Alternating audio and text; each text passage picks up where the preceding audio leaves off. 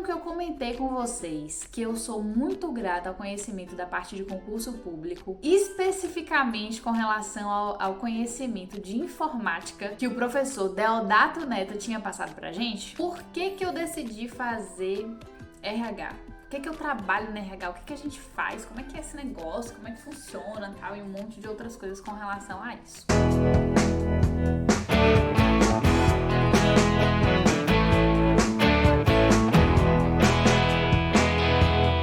Tinha outros 3 jovens, fizemos uma dinâmica em grupo, depois ela fez uma dinâmica individual e depois ela fez uma entrevista e eu ainda respondi alguns testes. Pois é, olha só essa conexão. Eu achava uma coisa sobre informática. Quando eu fui estudar para concurso público, gente, é uma linguagem completamente diferente. Eu não fazia ideia de que para onde iam letras e no Excel virava um monte de letra, um monte de coisa e tal. E eu não fazia ideia do que era aquilo que ele estava me explicando. Mas ainda assim eu estudava, fazia as atividades, tudo direitinho da aula de informática no cursinho, fazia tudo e tal, passava em alguns simulados, mas não era tão boa assim. Mas tinha um norte, tinha a informação que eu precisava, digamos assim, para passar numa prova de concurso público. Vida seguiu, chegamos então, pulamos do cursinho, da aula do professor de informática, cá para a nova entrevista dessa empresa para participar de uma vaga de call center. E aí, quando eu cheguei lá, um dos testes sobre o que era? Informática. O teste especificamente, na parte de informática, não era qualquer teste, gente, sinceramente. Eu não faço ideia, inclusive, do porquê que eles colocavam essas questões para um estagiário, para um candidato a estagiário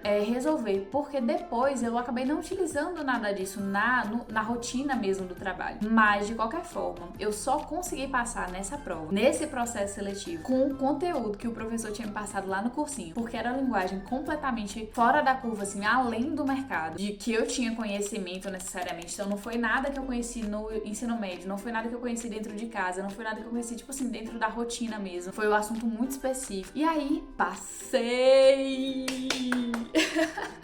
Passei naquela prova, passei nas dinâmicas e passei na entrevista dela também. Eu lembro que uma das dinâmicas individuais foi pra que eu vendesse um celular quebrado no deserto. E eu consegui vender esse celular.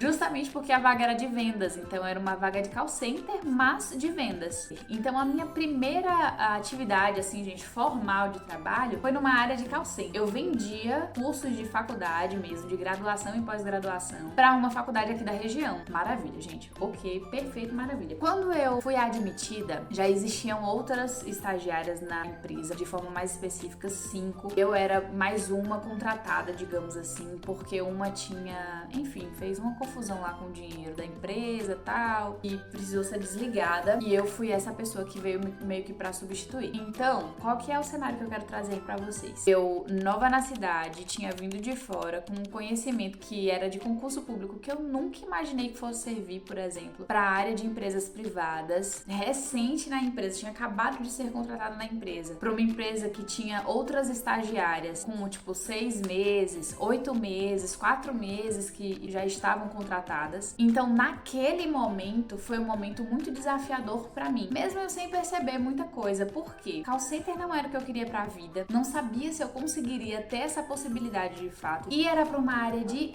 vendas. Dentro da minha casa, pensa, todo mundo concursado ou concurseiro. Além disso, a gente tinha uma máxima lá em casa, que ninguém servia pra vender, a gente não sabe vender, nossa família não sabe vender. Então, assim, eu tava realmente num lugar pra quebrar vários padrões que tinham dentro da minha residência, que tinham dentro da minha casa, na minha parte familiar. Quando eu sentei na cadeira, o primeiro dia, eu sabia exatamente o que eu queria. Eu não sabia como eu ia fazer pra chegar, mas eu sabia exatamente o que eu queria. Primeiro, atuar como RH. Segundo, ser a melhor no que eu fazia. Mas eu queria te deixar uma lição com relação a essa história. É uma trajetória, gente. Então imagina, desde a 7ª série eu tinha acesso à informação e conteúdo de concurso público. Sim, eu poderia ser uma pessoa que estava, né, já concursada, numa vaga, trabalhando tudo direitinho. Mas entendendo, inclusive, um pouco mais sobre o meu perfil comportamental, entendendo lindo e eu sou extremamente grata, de fato, por esse ambiente. Eu gosto bastante, eu acho muito interessante mesmo. A máquina pública, como a gente chama, das organizações ali. Tem muita gente que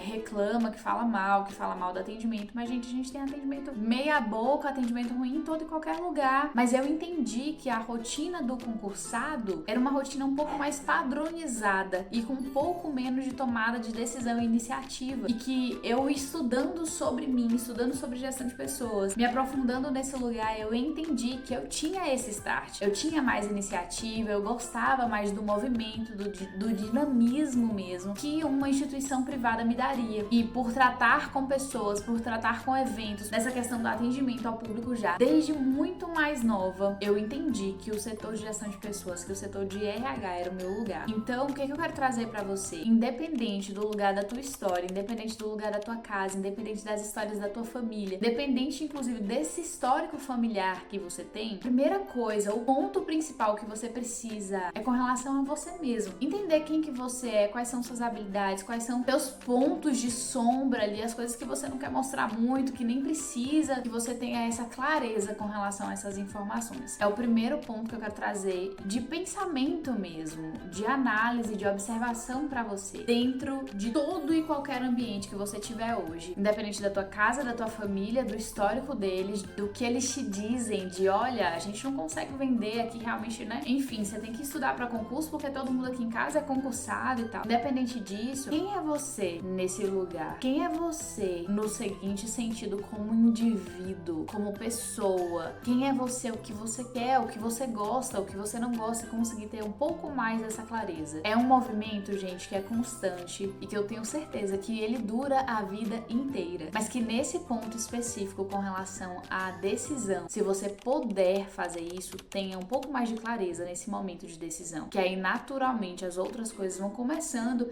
a se organizar. Você vai aprender a dizer, por exemplo, não para algumas coisas e sim para outras, entende? Com essa clareza de quem você é, do que você quer, quais são seus sonhos, quais são seus objetivos, qual é a tua vontade, de fato, o teu desejo. E isso naturalmente vai se movimentando dentro de você, vai te trazendo mais clareza para as ações e atitudes que você vai precisar ali tomar no dia a dia. Porque, gente, não vai ser fácil. Não vai ser fácil. Nem a decisão, por exemplo, de estudar para concurso, ou a decisão de ir para uma instituição privada, de fazer uma faculdade A ou a faculdade B. Nenhuma dessas possibilidades vai ser fácil. Mas você vai precisar ter tanta clareza com relação ao teu sonho, com relação ao teu objetivo, que vai ser lindo mesmo a dificuldade. Você vai passar assim, assim, sorrindo, feliz.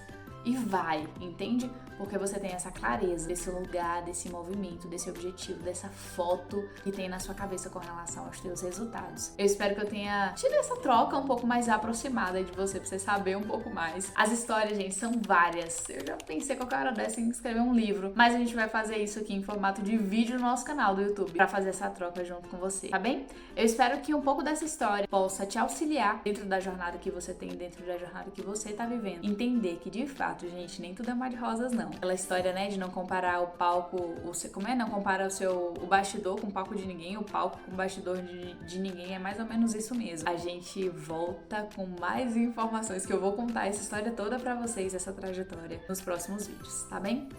Um beijo, até o próximo vídeo.